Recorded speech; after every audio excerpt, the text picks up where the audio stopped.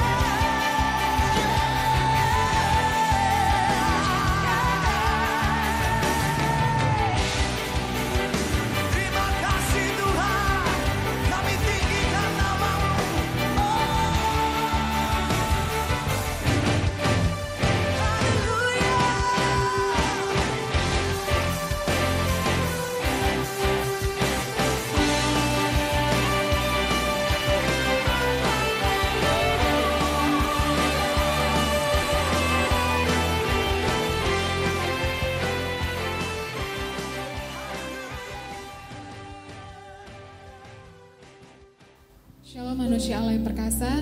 Shalom. Puji Tuhan di pagi hari yang indah ini kita masih diberikan kesehatan. Kita masih kuat, bahkan terlebih kita bersuka cita karena Tuhan selalu menolong hidup kita. Mari teduhkan hatimu. Kita akan memulai ibadah ini.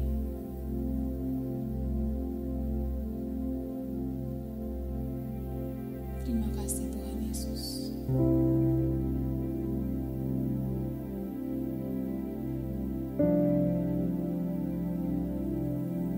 Kami tenangkan hati kami Tuhan.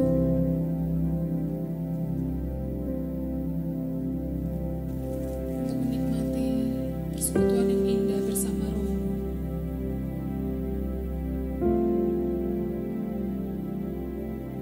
Terima kasih Tuhan.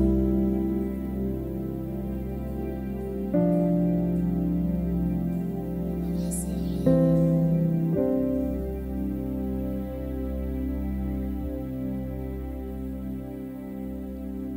Roh-Mu yang hidup penuhiku,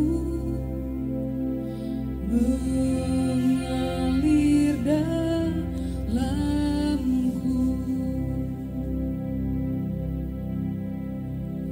Jiwaku tenang bersamamu dalam naunganmu.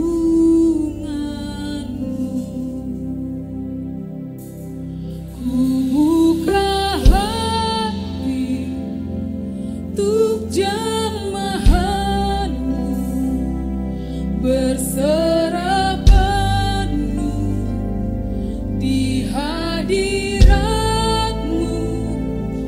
Kau ambil alih seluruh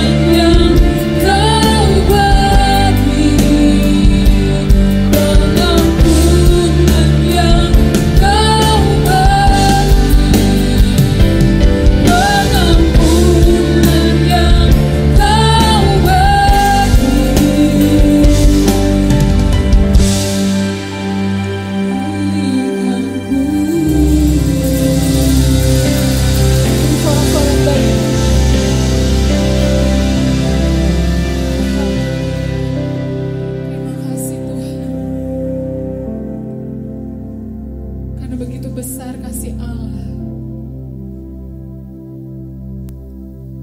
kepada umat-umat yang dikasihinya. Kami bersyukur Tuhan pada pagi hari ini. Roh mulai menguatkan setiap umat. Dan kami sungguh diberkati oleh ibadah pagi hari ini Tuhan. Oleh firman-Mu yang menguatkan setiap kami. Engkau yang memberkati ibadah ini Tuhan. Dan nama-Mu lah yang disanjung. Nama-Mu lah yang terpuji Tuhan. Sampai selama-lamanya. Di dalam nama Tuhan Yesus Kristus kami berdoa dan bersyukur. Haleluya. Amin. Haleluya. Shalom manusia Allah yang perkasa. Haleluya. Dan sukacita amin. Haleluya. Sebab Dia Allah yang penuh kebaikannya dan melimpahkannya bagi kita. Amin. Mari kita bersorak-sorak bagi nama Tuhan.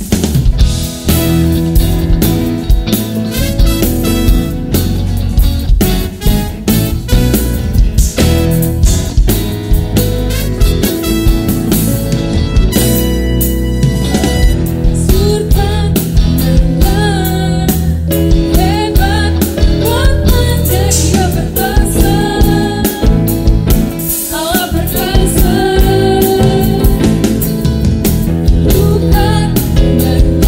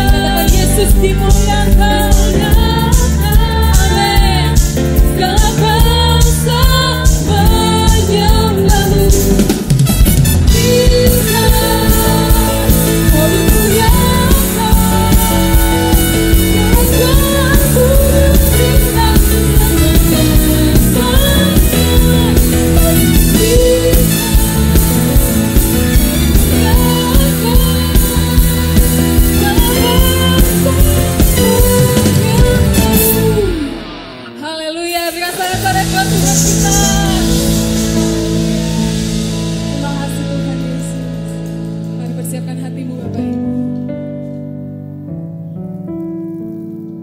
Kita akan menerima firman Tuhan. Terima kasih Tuhan. Kami berikan seluruh hati kami untuk menerima firman-Mu Tuhan. Karena Roh-Mu adalah penolong yang setia. Dan firman-Mu tidak pernah gagal.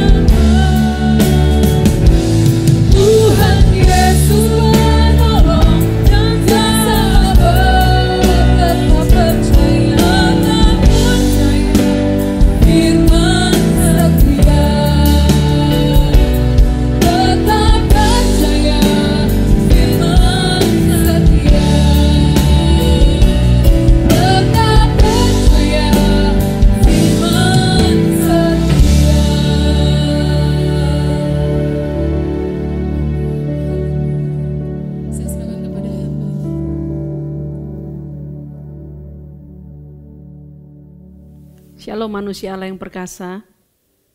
Selamat berbahagia dalam kasih karunia Tuhan Yesus Kristus. Mari sebelum kita mendengarkan kebenaran firman Tuhan pada pagi hari ini, saya mengajak kita bersama-sama untuk mendeklarasikan iman kita di hadapan Allah dan di hadapan sidang jemaatnya. Mari kita mengangkat tangan kanan kita. Saya percaya dan menerima Alkitab adalah firman Tuhan yang benar sepenuhnya. Apa yang Alkitab katakan, siapa saya di dalam Kristus, demikianlah saya. Alkitab berkata, saya adalah ciptaan baru. Sungguh, saya adalah ciptaan baru. Alkitab berkata, saya adalah anak Allah. Sungguh, saya adalah anak Allah.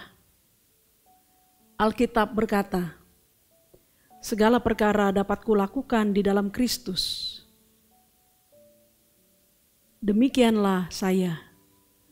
Apa yang Alkitab katakan milikku, sungguh adalah milikku.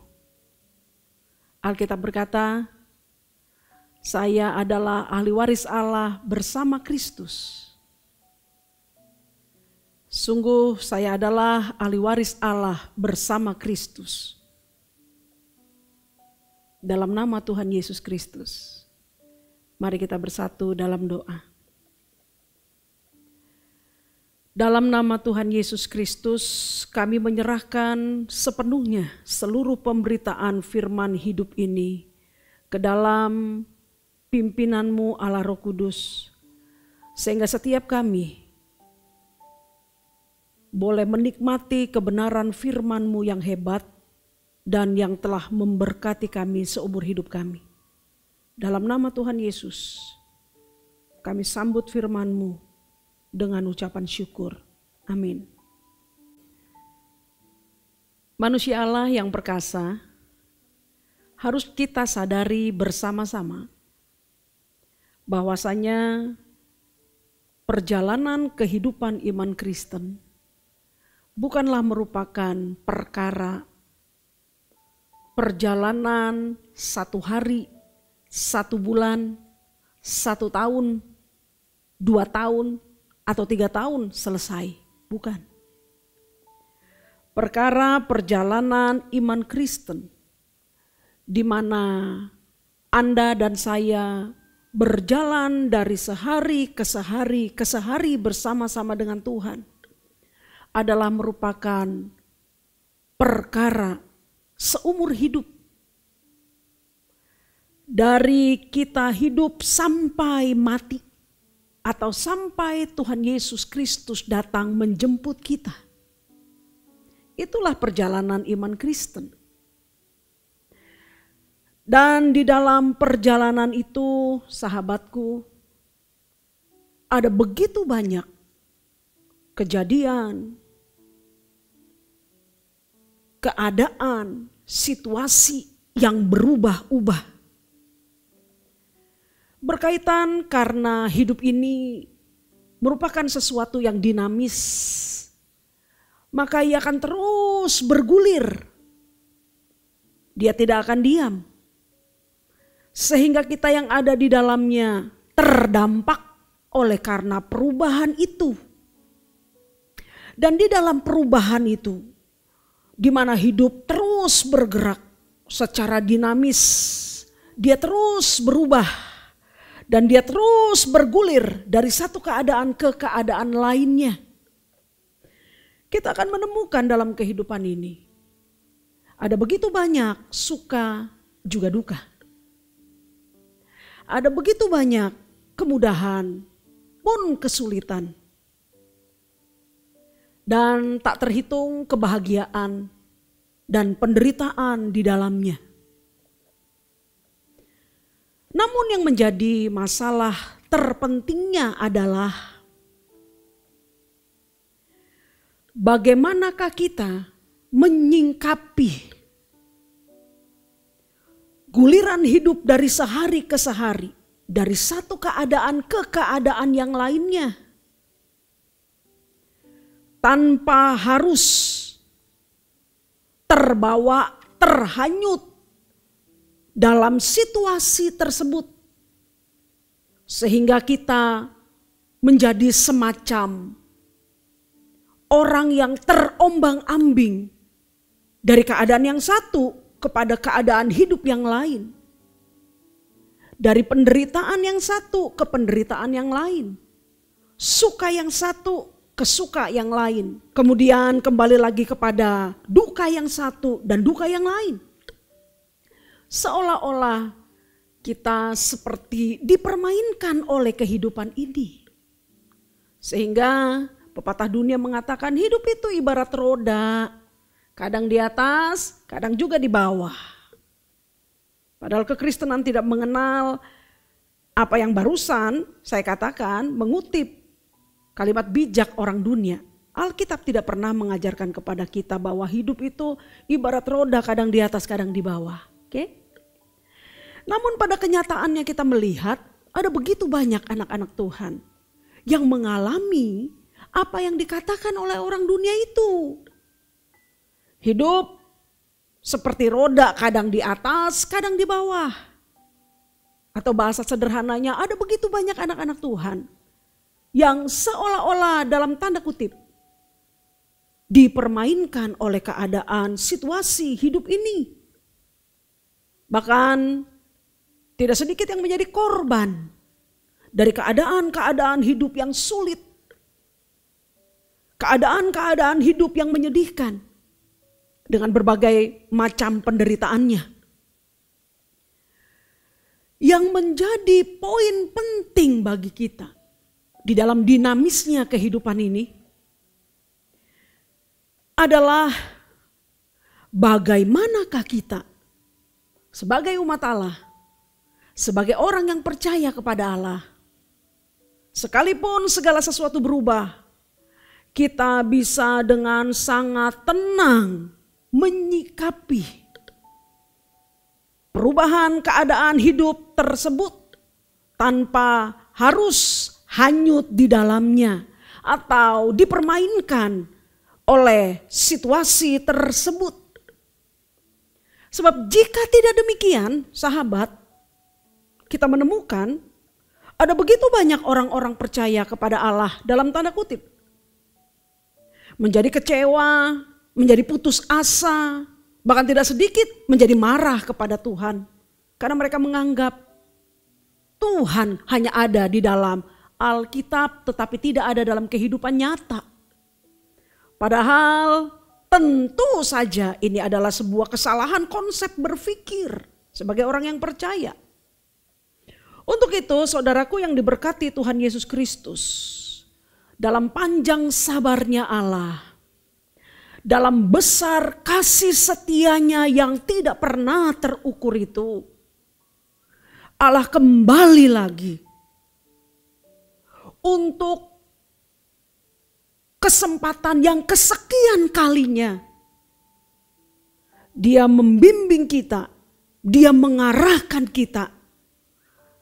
Dalam kesediaannya membuka diri melalui firman-Nya, Allah mengajari Anda dan mengajari saya tentang apa kata hatinya yang telah dia tuliskan di dalam kebenaran firman-Nya yang telah diberikan kepada kita orang yang percaya.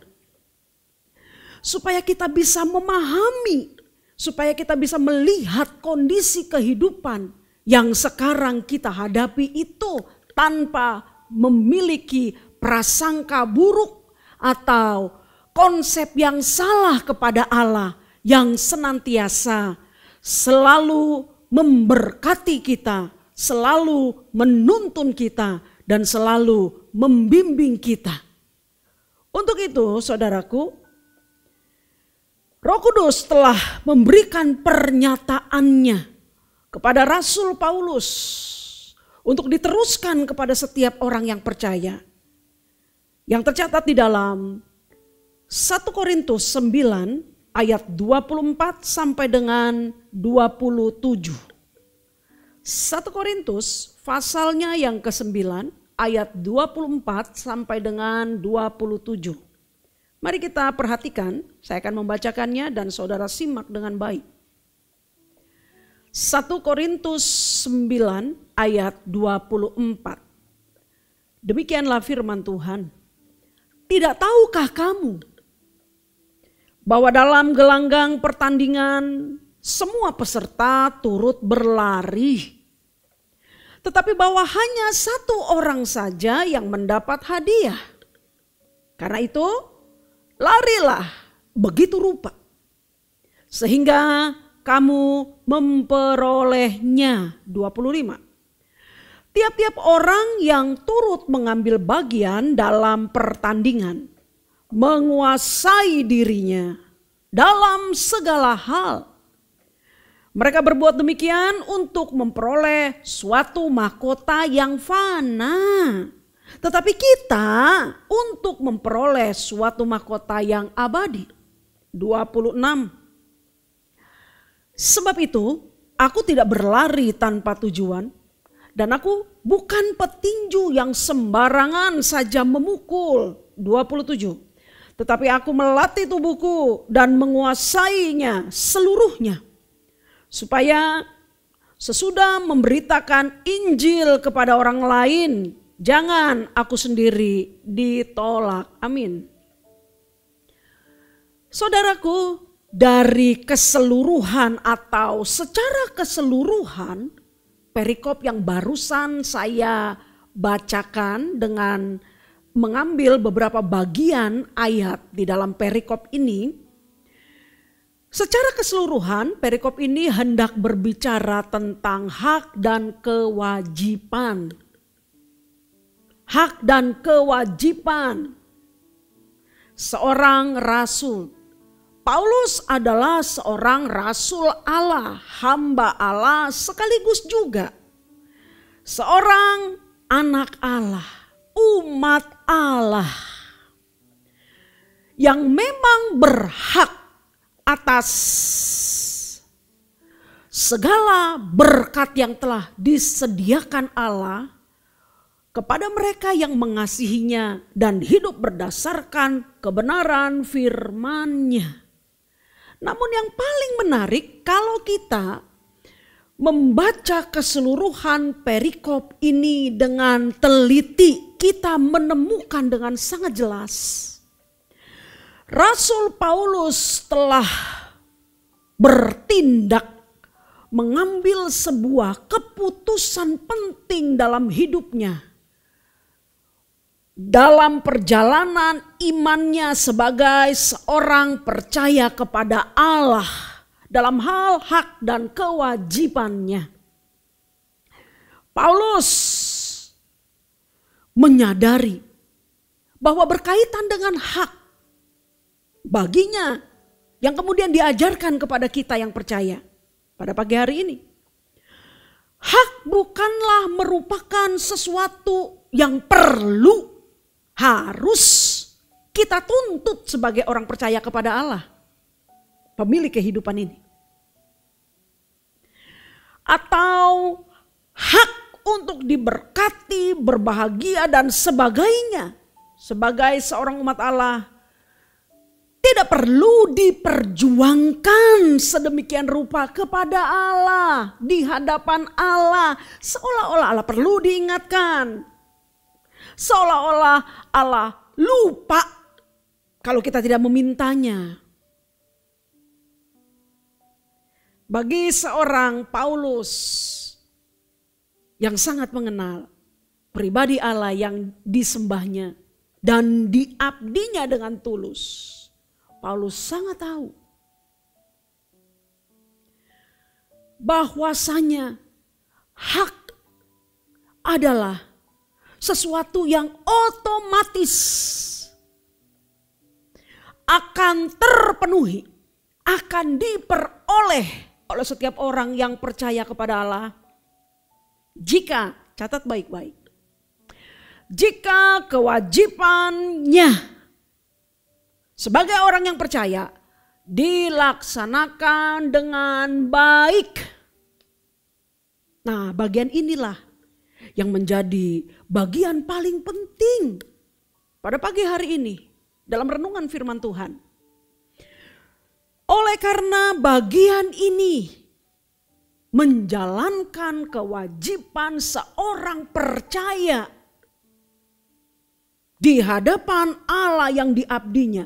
Seringkali dalam kehidupan kita sebagai orang percaya terlupakan atau terabaikan. Untuk itulah sahabat yang diberkati Tuhan Yesus Kristus, mengapakah Allah memberitahukan kepada Rasul Paulus untuk menyatakan kebenaran ini?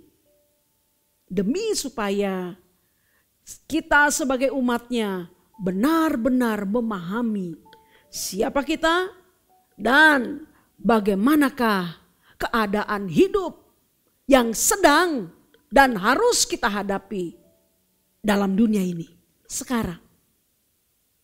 Oke?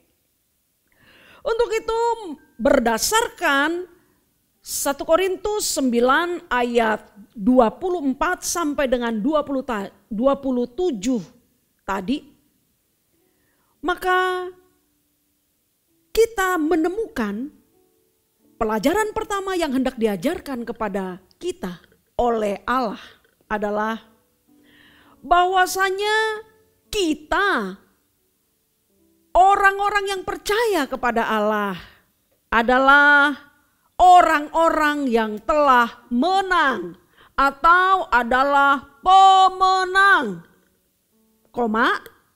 yang sedang bertanding untuk tetap mempertahankan kemenangan itu sampai segala sesuatu dipulihkan di dalam Kristus Yesus.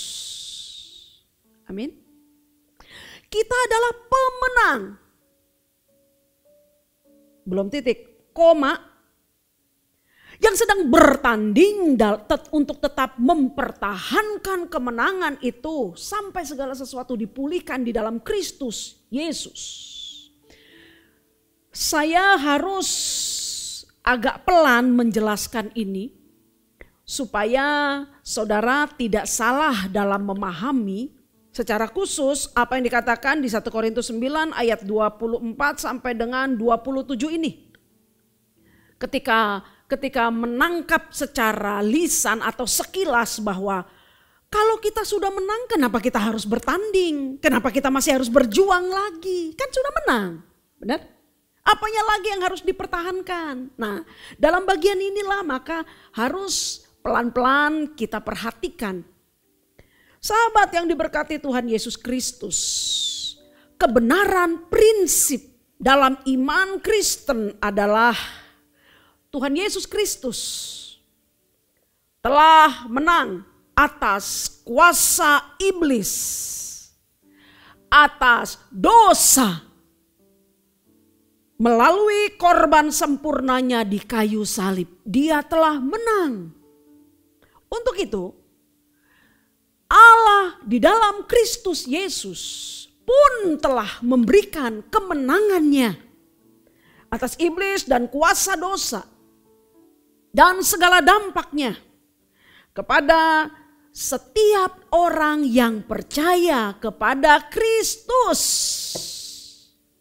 Melalui iman kepada Tuhan Yesus Kristuslah kita pun memperoleh kemenangan yang telah diperoleh oleh Tuhan Yesus Kristus. Hal ini diberitahukan dan dinyatakan oleh 2 Petrus 1 ayat 3 sampai dengan 4 secara sangat jelas.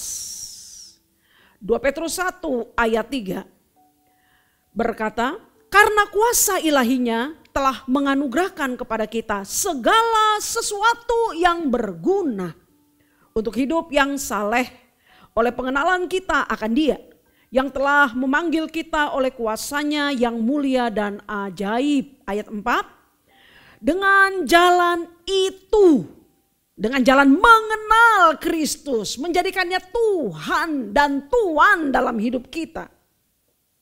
Dengan jalan itu, Ia telah menganugerahkan kepada kita, Allah telah menganugerahkan kepada kita janji-janji yang berharga dan yang sangat besar, supaya olehnya kamu boleh mengambil bagian dalam kodrat ilahi dan luput dari hawa nafsu duniawi yang membinasakan dunia. Namun sahabat, yang tidak boleh kita lupakan adalah berkaitan dengan kemenangan itu, berkaitan dengan kekuatan iman kepada Kristus yang telah diberikan kepada kita, ada yang tidak boleh kita lupakan. Yaitu bahwa sampai saat ini iblis yang telah dikalahkan itu oleh Tuhan Yesus Kristus masih belum dijatuhi hukuman kekal oleh Allah. Masih belum dijatuhi hukuman kekal oleh Allah, penguasa yang telah menang itu.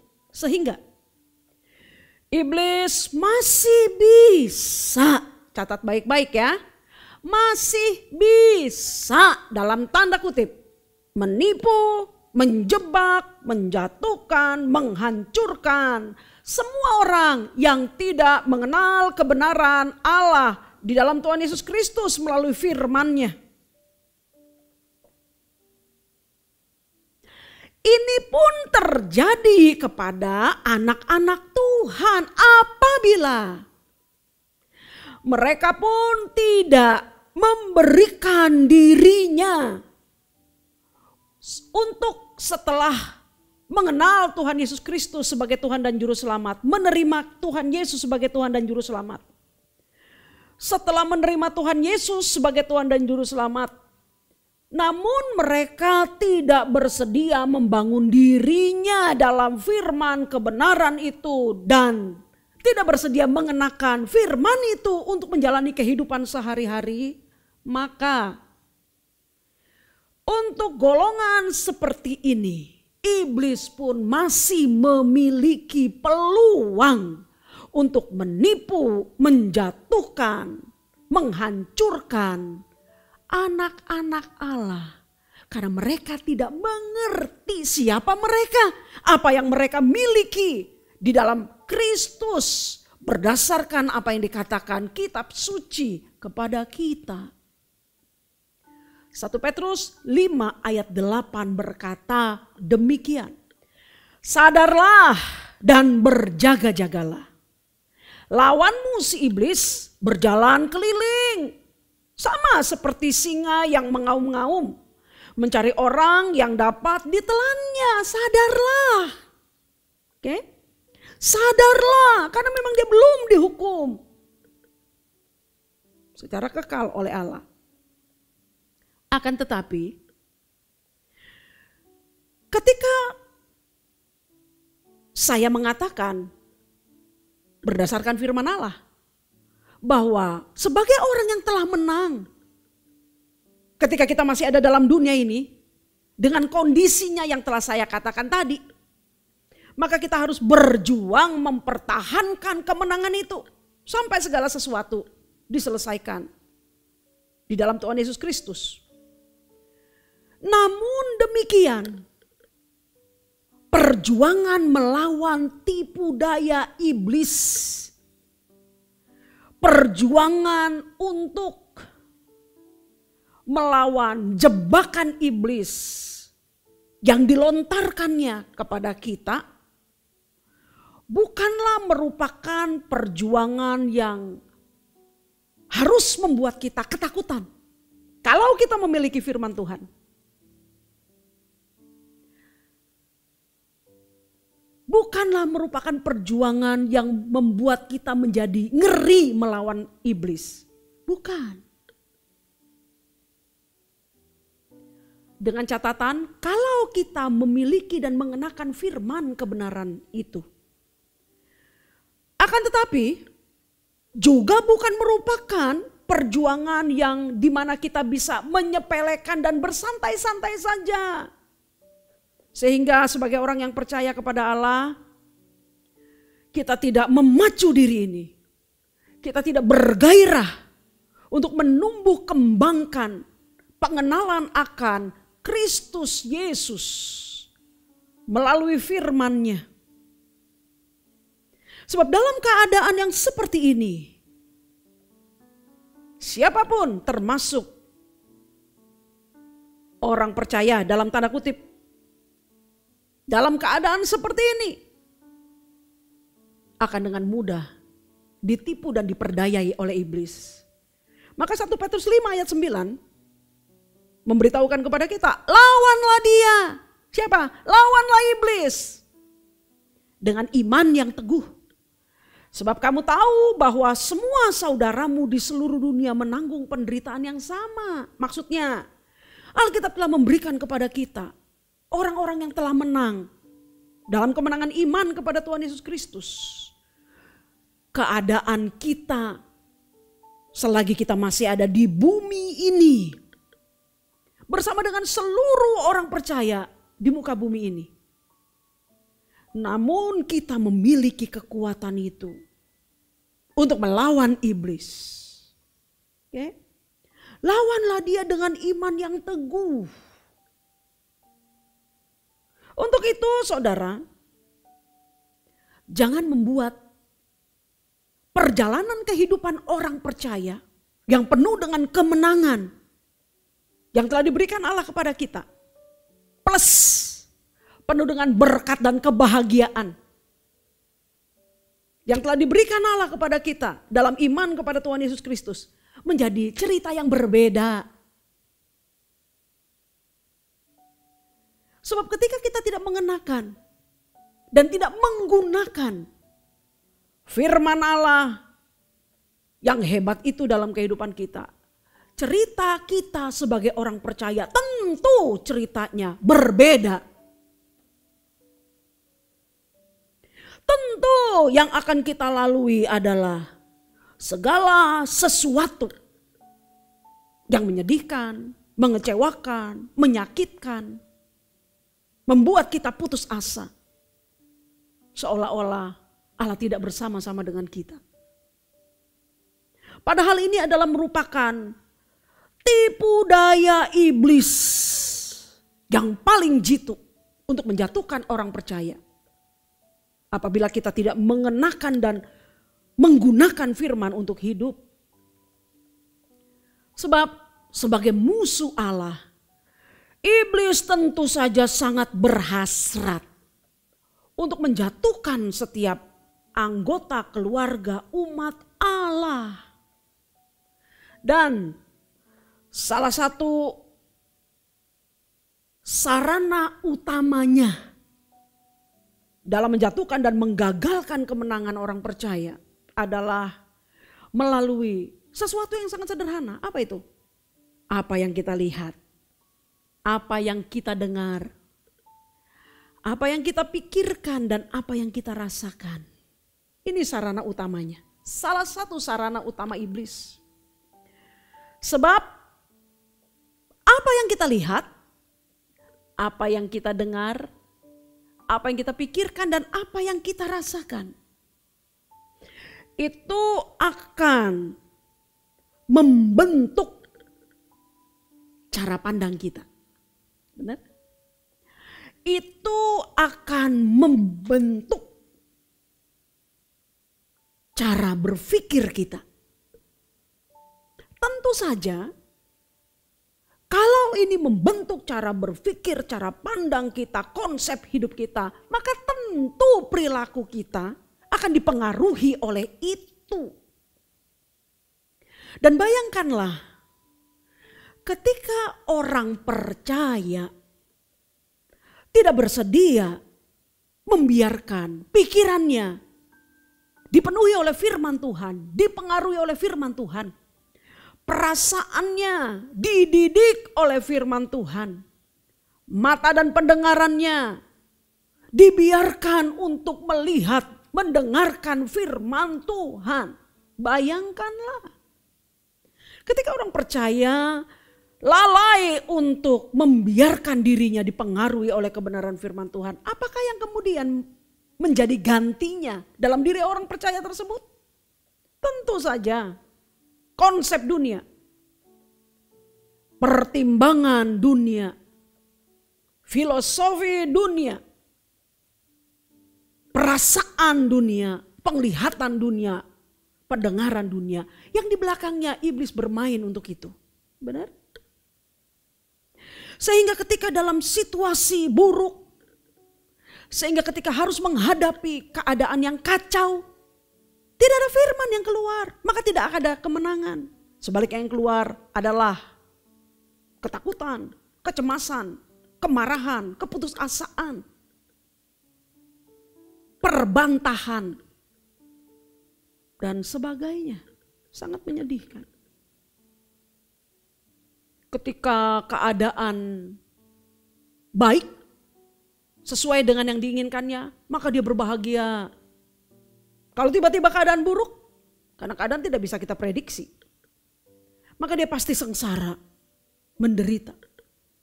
Itu sebabnya anak-anak Tuhan yang tidak memahami kebenaran firman Tuhan pun mengakui apa yang diakui oleh orang dunia. Hidup itu seperti roda katanya, kadang di atas, kadang di bawah. Dalam situasi seperti ini adalah mustahil bagi orang tersebut untuk mengambil kemenangan di dalam Kristus melalui iman. Oleh karena itu, saudaraku yang diberkati Tuhan Yesus Kristus, dalam perjalanan iman kita, di sisa umur hidup kita, marilah kita belajar untuk menetapkan tujuan hidup kita. Fokus kepada tujuan hidup kita. Itulah yang dipesankan oleh 1 Korintus pasal 9 ayat 24 sampai dengan 27 tadi. Gambarannya adalah bahwa dunia ini ibarat gelanggang pertandingan lari, dan semua kita harus berlari di dalam pertandingan itu, dan bahwa tidak semua peserta di dalam pertandingan itu menjadi pemenangnya. Hanya mereka yang mencapai garis finish saja yang akan dinyatakan sebagai juara atau pemenangnya. Mengapa demikian?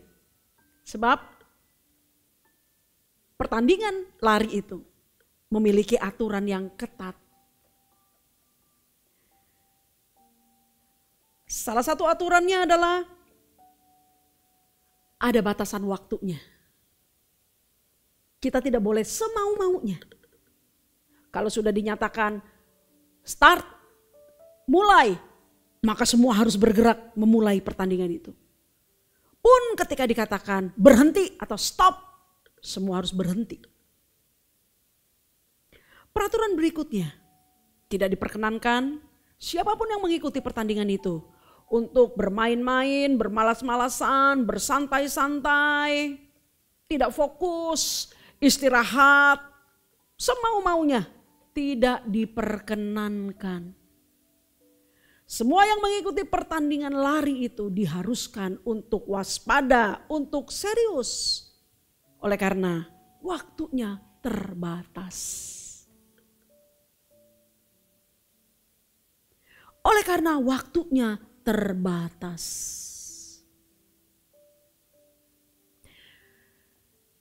Saya mengamati dalam pertandingan lari orang dunia, atau dalam olahraga lari yang sering kita saksikan. Kalau kita mau jujur, kita akan melihat bahwa pemenangnya pastilah orang yang memang benar-benar menyadari tujuannya ketika dia mengikuti pertandingan itu, bahwa dia harus menang. Pemenangnya hanyalah orang-orang yang menetapkan dalam dirinya keinginan, kemauan, hasrat terbesar. Saya harus menang. Sementara orang-orang yang mengikuti pertandingan asal ikut, atau yang mengikuti pertandingan tanpa tekad yang keras, tanpa hasrat untuk menjadi pemenang, kalaupun mereka ikut, maka mereka tidak bisa memenangkan pertandingan itu. Kenapa? Sebab ketika semua orang lari bertanding dengan serius, dan itu pasti sangat melelahkan. Karena dalam perlombaan kita diminta untuk bisa mendahului yang lain. Karena perlombaan memang harus begitu untuk menentukan siapa pemenangnya. Orang-orang yang tidak memiliki tekad yang kuat, tidak mengerti tujuannya, mengapa dia ada dalam pertandingan itu dan untuk apa dia harus ada di sana. Ketika melihat situasi seperti itu, pasti menjadi orang yang gampang putus asa. Ya udahlah, kalau yang lain mau menang, menanglah.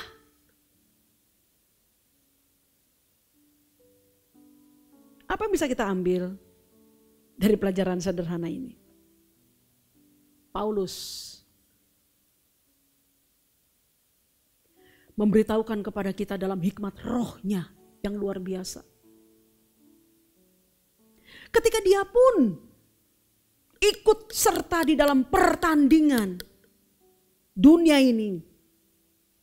Kalau kita mau ibaratkan dunia ini sebagai gelanggang pertandingan, dan kita semua berlari di dalamnya, Paulus ikut serta. Dan dia memberitahukan kepada kita, dia telah mematok di dalam dirinya sebuah tekad yang kuat. Dan dia setia kepada tekadnya itu. Tujuannya bahwa dia harus menang. Karena itu dia katakan, aku tidak akan berlari tanpa tujuan. Kalau garis finishnya di situ, gak mungkin dia larinya di arah sebaliknya dong. Aku tidak berlari tanpa tujuan. Juga ketika dia mengibaratkan, sekiranya hidup ini adalah sebuah pertandingan tinju, dia berkata, aku tidak akan memukul dengan sembarangan. Kalau harus mukul, pukul yang jitu. Aku tidak akan memukul dengan sembarangan. Pukulan yang sembarangan hanya akan buang-buang tenaga, buang-buang waktu, dan melelahkan saja. Sebaliknya, dalam tekad dan kesadarannya akan tujuan hidupnya, Paulus berkata, aku melatih tubuhku. Hebat saudara. Aku melatih tubuhku. Melatih tubuhku. Untuk tidak mengikuti keinginannya. Untuk tidak memenuhi hasrat tubuh ini. Melainkan Paulus di dalam tekad kemenangannya untuk memenangkan pertandingan itu. Dia mengikuti apapun yang menjadi tujuan dan kepentingan dalam hidupnya. Hanya sebuah gambaran sederhana saja, bahkan sangat sederhana. Sehingga setiap orang, siapapun bisa memahami gambaran sederhana ini. Paulus memberitahukan kepada kita, dalam perjalanan hidup ini, dia telah menetapkan sebuah tujuan hidupnya. Dan fokus hidupnya hanya diarahkan ke sana. Apa itu? Tuhan dan kerajaannya. Kristus dan firman-Nya. Itu saja. Sehingga dengan demikian saudaraku, ketika hidup bergulir dengan sangat dinamis, situasi berubah dengan sangat cepat, keadaan berubah dalam hitungan waktu yang begitu cepat. Paulus tidak pernah mau kehilangan fokus hidupnya. Dia tidak pernah mau menukar tujuan hidupnya itu dengan apapun. Dengan apapun. Oleh karena itu, hidup bisa saja berubah. Keadaan boleh saja berganti. Situasi bisa saja bergulir dari satu keadaan ke keadaan yang lain. Tapi bagi orang-orang yang telah menetapkan fokus hidupnya, tujuan hidupnya, yaitu Kristus dan firman-Nya, sekalipun kita tetap ada di dalam kehidupan ini, namun kita tidak akan pernah terpengaruhi oleh situasi itu. Amin. Tak akan terpengaruhi oleh situasi itu, sebab berita terbaik dan terpentingnya bagi Anda dan saya adalah bahwa selama firman Kristus kita pegang baik-baik, selama firman-Nya kita pergunakan untuk hidup di muka bumi ini, maka Dia pemilik firman itu tidak akan pernah meninggalkan kita. Sebab sebagaimana yang saya sudah katakan tadi, pemenang pertandingan hidup ini telah ditentukan dalam iman kepada Kristus, yaitu setiap orang yang mengenakan iman atas firman kebenaran Kristus. Siapapun tidak akan pernah bisa mengalahkan dan menggagalkan kita, termasuk iblis. Amin. Olimpiade 1992 di Barcelona telah memberikan catatan peristiwa yang akan terus dikenang oleh banyak orang. Derek Redmond, atlet Inggris Raya, berusia 26 tahun, menorehkan sejarah itu, cerita itu. Di nomor lari 400 meter, pada detik ke-17 dalam perlombaan 400 meter itu, ketika dia mengawali startnya dengan begitu bersemangat, namun di detik ke-17 mendadak dia menjadi sangat kesakitan. Ternyata diketahui dia mengalami cedera hamstringnya, otot kakinya itu, saudara. Sehingga dia berusaha untuk menahan rasa sakit itu.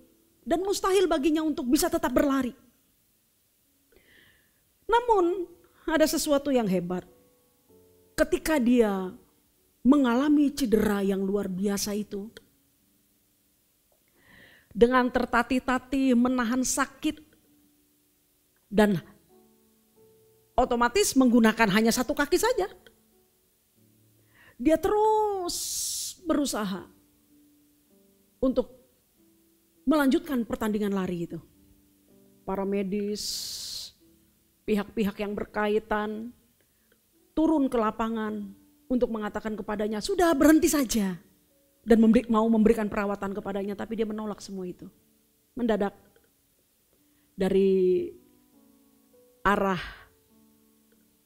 penonton ada seorang pria setengah baya turun dari sana dengan sangat cepat menghampiri Derek Redmond ini. Kemudian dengan sangat sigap dia merangkul dan memapah si atlet ini. Orang-orang melarangnya dan meminta dia supaya dia kembali ke tempatnya. Tetapi ditolak oleh pria setengah baya ini. Dengan sangat serius dia memohon supaya dia diizinkan bersama-sama dengan Derek Redmond ini untuk menyelesaikan pertandingan lari itu. Tahukah saudara? Dua pria ini kemudian pelan tapi pasti terus berjalan sampai pada garis finish. Sang atlet menangis di pundak pria setengah baya ini. Standing applause para penonton begitu gegap gempita di seluruh stadion itu. Derek Redmond dikenang bukan karena medali emas yang dia menangkan. Dia pelari paling akhir di nomor 400 meter ini. Namun dia dikenang oleh karena kegigihan dan kesetiaannya atas tujuan untuk apa dia harus lari. Dan tahukah saudara, siapa pria setengah baya yang memapahnya dengan setia sampai di garis finish? Dialah ayah dari si atlet ini. Sekalipun dia tidak sanggup membuat anaknya memenangkan pertandingan itu, tapi perhatiannya, kasihnya, semangat yang diberikan kepada anaknya untuk dengan setia memapahnya sampai di garis finish, membangkitkan sebuah rasa hormat dari seluruh yang hadir. Tahukah sahabat, jika kita mau membandingkan dengan jujur, ayah dari atlet ini dengan Allah yang tidak pernah tidur dan tidak pernah meninggalkan kita, apa yang bisa kita dapati? Dia punya 1001 macam cara menolong kita. Dan dia lebih daripada sanggup dari siapapun. Tak ada yang bisa dibandingkan olehnya. Berita baiknya adalah kepada Paulus, kepada Anda dan kepada saya, Allah dalam Tuhan Yesus Kristus itu akan selalu bersama-sama dengan kita. Sebab dia tinggal dalam diri kita. Tidak mungkin meninggalkan kita. Dia akan mengiringi kita sampai kita menyelesaikan pertandingan hidup ini sebagai orang yang percaya kepadanya. Jadi jangan pernah meninggalkan Allah. Jangan pernah meninggalkan firman-Nya. Tuhan Yesus memberkati. Amin. Mari kita bersatu dalam doa. Kami menyerahkan seluruh hidup kami, seluruh hasrat hati kami. Engkau memenuhi kami sepenuhnya dengan roh-Mu. Ya Bapa. Engkau memenuhi kami seluruhnya dengan firman-Mu. Ya Tuhan Yesus Kristus. Supaya melewati hari demi hari, kami bisa tetap berdiri tegak dalam kemenangan. Bersama-sama dengan-Mu. Allah kami yang hidup. Untuk itu dalam nama Tuhan Yesus Kristus, Bapa, Engkau menolong setiap umat-Mu yang ikut di dalam ibadah pagi ini. Apapun keadaan mereka, Roh-Mu mengingatkan mereka supaya mereka boleh menguatkan hatinya. Mereka boleh menguatkan imannya untuk berpegang kepada firman-Mu saja. Dengan demikian, mereka boleh mengambil kemenangan yang sudah Engkau berikan kepada setiap orang yang percaya kepada-Mu. Dalam nama Tuhan Yesus. Amin. Shalom saudaraku dikasih Tuhan, mari kita mengakhiri pertemuan ibadah kita pada pagi menjelang siang ini. Mari kita bersatu dalam doa dan menerima berkat dari Tuhan. Bapa di surga, terima kasih untuk pimpinan-Mu sehingga kami terus boleh beribadah dan mendengar firman-Mu dan kami boleh bertumbuh dalam iman, dalam mengasihi-Mu dan memuliakan nama-Mu. Sekarang Bapa ulurkan tangan-Mu dan teguhkan berkat-Mu ke atas kami semua. Para kekasih dan permata di Tuhan, arahkan hati dan pikiran-Mu dan terimalah berkat Tuhan. Turunlah segala berkat anugerah yang limpah dari Bapa di surga, kasih sayang dari Tuhan kita Yesus Kristus, dan persekutuan dengan Roh-Nya yang kudus turun ke atas kita semua. Sungguh Roh-Mu dikuatkan, jiwa-Mu disegarkan, tubuh-Mu disehatkan. Rumah tangga-Mu diberkati dengan damai sejahtera dan sukacita. Pekerjaan-Mu diberkati, studi-Mu diberkati, dimanapun Kau melangkah. Nama Tuhan dipermuliakan, Engkau menjadi berkat bagi banyak orang. Saya nyatakan berkat ini sah di dalam nama Tuhan Yesus Kristus yang hidup. Haleluya. Amin. Amin. Para kekasih Kristus tetap berpegang teguh kepada firman Tuhan, hidup oleh firman dan hidup oleh iman Tuhan. Maka kemenangan, kemuliaan akan terus nantiasa menyertai hidup Bapak Ibu Saudara kita semua. Tuhan Yesus memberkati, sampai ketemu di ibadah yang akan datang. Amin.